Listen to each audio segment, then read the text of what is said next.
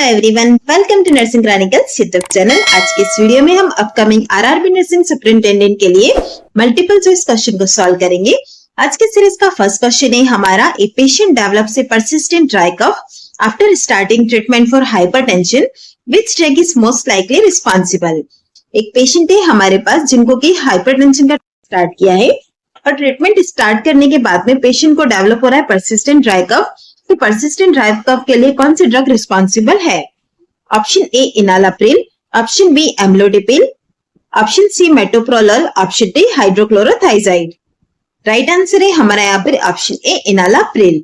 Enalapril हमारी ACE inhibitor का example है। एसीई इनहिबिटर की वजह से क्या होता है, ब्रेडिकाइनिन का लेवल इंक्रीज हो जाता है, जिसकी वजह से पेशेंट के अंदर ड्राई कफ परसिस्टेंटली प्रेजेंट देखने को मिलता है। नेक्स्ट है हमारा ऑप्शन बी एम्लोडिपिन। एम्लोडिपिन के अंदर ड्राई कफ नहीं बल्कि फ्लशिंग प्रेजेंट देखने को मिल सकती है। वहीं अगर हम बात करते हैं मेटोप्रोलोल की, तो मेटोप्रोलोल के साथ में ब्रेडिकार्डिया हो सकता है।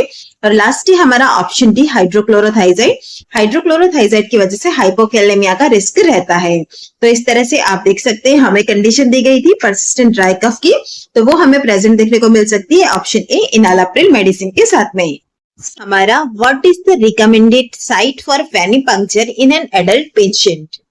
एडल्ट पेशेंट के अंदर वेनिपंक्चर करने के लिए रिकमेंडेड साइट कौन सा है? Option A femoral vein, option B jugular vein, option C median cubital vein, option D dorsal vein of the foot. Right answer है हमारा यहाँ पर option C median cubital vein. अगर हम बात करते हैं यहाँ पर फीमोरल वेन और जुगुलर वेन की, इन दोनों वेन का यूज हम इमरजेंसी कंडीशन या फिर जहां पर हमें सेंट्रल एक्सेस की रिक्वायरमेंट है वहां पर हम इसका यूज करते हैं। या रिकमेंडेड साइट नहीं है वेनिपंक्चर के लिए। ऑप्शन डी के अंदर हमें दिया गया dorsal vein of the foot, इसका भी यूज हम रिकमेंडेड नहीं करते हैं क्योंकि इसमें भी थ्रोम्बोसिस का रिस्क रहता है। हमारी जो रिकमेंडेड साइट रहती है वो है मीडियन क्यूबाइटल वेन। और मीडियन क्यूबाइटल वेन क्यों रहती है वो भी हम देख लेते हैं, क्योंकि यह वेन जो होती है वो लार्ज होती है, सुपरफिशियल होती है, स्टेबल होती है, साथ ही साथ list painful, lowest complication risk रहते हैं, इसलिए हम प्रेफर करते हैं एडल्ट के अंदर मीडियन क्यूबाइटल वेन को। When collecting a blood sample for a CBC, which of the following is most important? जब आप CBC के लिए ब्लड सैंपल को कलेक्ट कर रहे हैं तो निम्न में से कौन सी चीजें जो कि मोस्ट इंपॉर्टेंट है? Option A using a red top tube, option B ensuring the patient is fasting, option C mixing the sample gently after collection, option D collecting the sample after the first meal of the day. Right answer रहेगा हमारा यहाँ पर option C mixing the sample gently after collection. चलिए हम यहाँ पर सारे options को देख लेते हैं। Option A using a red top tube, जब भी हम सीबीसी को कलेक्ट करते हैं तो सीबीसी को हम ईडीटीए ट्यूब जो कि लेवेंडर कलर की होती है उसके अंदर कलेक्ट करते हैं, ना कि रेड टॉप ट्यूब के अंदर। ऑप्शन बी के अंदर हमें दिया गया है ensuring the patient is fasting, इसकी यहाँ पर कोई रिक्वायरमेंट नहीं है।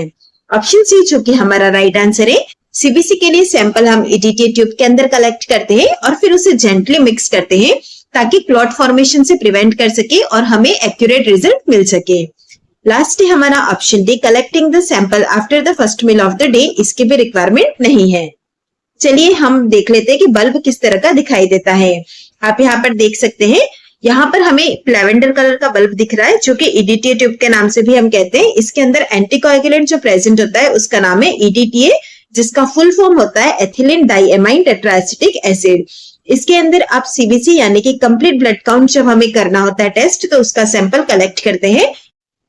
नेक्स्ट क्वेश्चन है हमारा, allopurinol and well hydration are given to a client before chemotherapy before chemotherapy हम क्लाइंट को एलोप्यूरिनोल और वेल हाइड्रेशन प्रोवाइड करते हैं, उसका क्या रीजन है?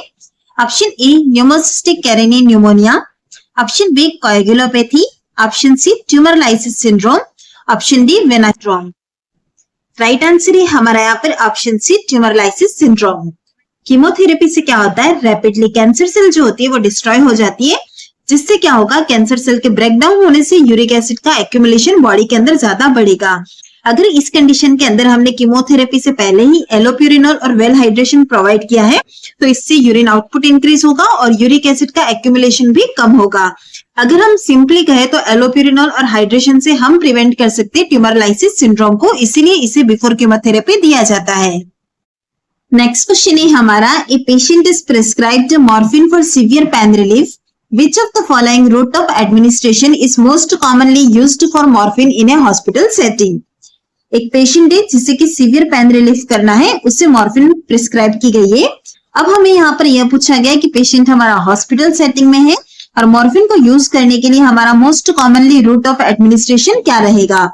Option A oral, option B intramuscular, C intravenous, option D subcutaneous. Right answer है हमारा यहाँ पर ऑप्शन सी इंट्रावेनस। हमारा पेशेंट हॉस्पिटलाइज्ड है और कंडीशन हमारे पास सीवियर पेन को रिलीव करने की है, तो वहां पर हम इंट्रावेनस का रूट चूज करते हैं क्योंकि उसका ऑनसेट रैपिड होता है ताकि हमारा जो सीवियर पेन है वो इमीडिएटली रिलीफ हो सके। नेक्स्ट क्वेश्चन है हमारा, a patient with carbon monoxide poisoning, all of the following intervention should be done except. एक पेशेंट है हमारे पास कार्बन मोनोऑक्साइड की पॉइजनिंग वाला, इस पेशेंट के अंदर हम नीचे दिए गए सारे इंटरवेंशंस करने चाहिए सिवाय एक को छोड़ के। Option A administer 100% oxygen, option B shift the patient to a cold environment, option C loosen the clothes of the patient, option D take the patient in fresh air environment. Right answer होगा हमारा यहाँ पर option B, shift the patient to a cold environment. अगर हम बात करते हैं यहाँ पर ऑप्शन ए की, एडमिनिस्टर 100% ऑक्सीजन, हम कार्बन मोनोऑक्साइड पॉइजनिंग वाले पेशेंट को 100% ऑक्सीजन देंगे क्योंकि यह हाइपोक्सिया की कंडीशन को ट्रीट करेगा।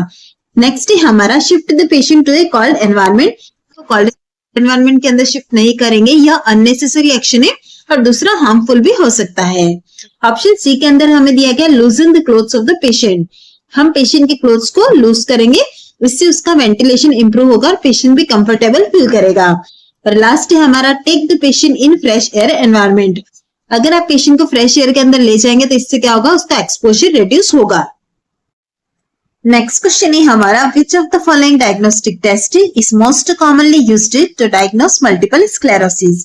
निम्न में से कौन सा डायग्नोस्टिक टेस्ट है जो कि मल्टीपल स्क्लेरोसिस को डायग्नोस करने के लिए कॉमनली यूज में लिया जाता है?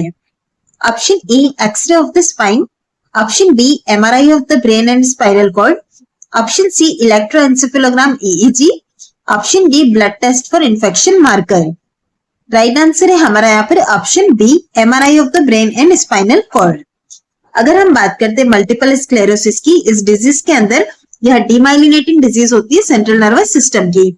इसे डायग्नोस करने के लिए एमआरआई किया जाता है ब्रेन और स्पाइनल कॉर्ड का, जिसके अंदर डीमाइलिनेशन, प्लेग और लेशंस आपको प्रेजेंट देखने को मिलते हैं। अगर हम बात करते हैं दूसरे ऑप्शन की, ऑप्शन ए के अंदर हमें दिया गया X-ray of the spine, X-ray से आप क्या कर सकते हैं, बोन के स्ट्रक्चर को देख सकते हैं, ना कि डीमाइलिनेशन को। ऑप्शन सी के अंदर दिया गया ईईजी, इलेक्ट्रोएन्सेफेलोग्राम, जिसके अंदर आप मेजर कर सकते हैं ब्रेन की इलेक्ट्रिकल एक्टिविटी को। और लास्ट है हमारा option D, blood test for infection marker. ऐसा कोई भी स्पेसिफिक ब्लड टेस्ट नहीं है जिससे कि आप मल्टीपल स्क्लेरोसिस को डायग्नोस कर सके। तो इस तरह से आप देखेंगे मल्टीपल स्क्लेरोसिस को डायग्नोस करना है तो उसके लिए आपको एमआरआई करवाना होगा ब्रेन और स्पाइनल कॉर्ड का।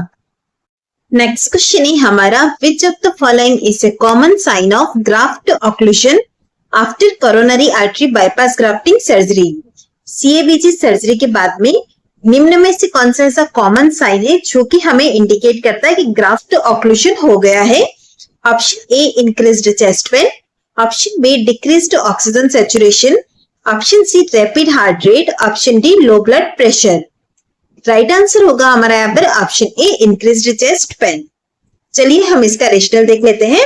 अगर बाईपास ग्राफ्ट ब्लॉक हो जाता है या ऑक्लूड हो जाता है तो हार्ट की जो मसल्स होती है उसे हमारा ब्लड फ्लो कम रिसीव होगा, और अगर ब्लड फ्लो कम रिसीव होगा तो उसकी वजह से क्या होगा, एंजाइना लाइक चेस्ट पेन होगा, प्रेशर और टाइटनेस फील होगा, साथ ही साथ पेन जो है वो रेडिएट होगा जो और आर्म में, और यह हमारा अर्लीस्ट इंपॉर्टेंट वार्निंग साइन होता है आफ्टर सीएबीजी सर्जरी की ग्राफ्ट अगर ब्लॉक हो गया तो यह चीज हमको देखने को मिलती है। नेक्स्ट क्वेश्चन है हमारा, which of the following is the most common cause of cardiac arrest in children. नीचे दिए गए ऑप्शन में से चिल्ड्रंस के अंदर कार्डियक अरेस्ट का मोस्ट कॉमन कॉज क्या है? Option A trauma, option B respiratory failure, option C sudden arrhythmia, option D myocardial infarction. Right answer है हमारा यहाँ पर ऑप्शन बी रेस्पिरेटरी फेल्योर, क्योंकि हमें क्वेश्चन के अंदर स्पेसिफाई किया गया है कि कार्डियक अरेस्ट इन चिल्ड्रन, तो चिल्ड्रन के अंदर रेस्पिरेटरी फेल्योर जो होता है वो मोस्ट कॉमन कॉज है। रेस्पिरेटरी फेल्योर की वजह से हाइपोक्सिया डेवलप होता है और फिर कार्डियक अरेस्ट के अंदर टर्न हो जाता है। अगर बात चिल्ड्रंस की आ रही है तो वहां पर हमेशा आपको ब्रीदिंग फर्स्ट सोचना है।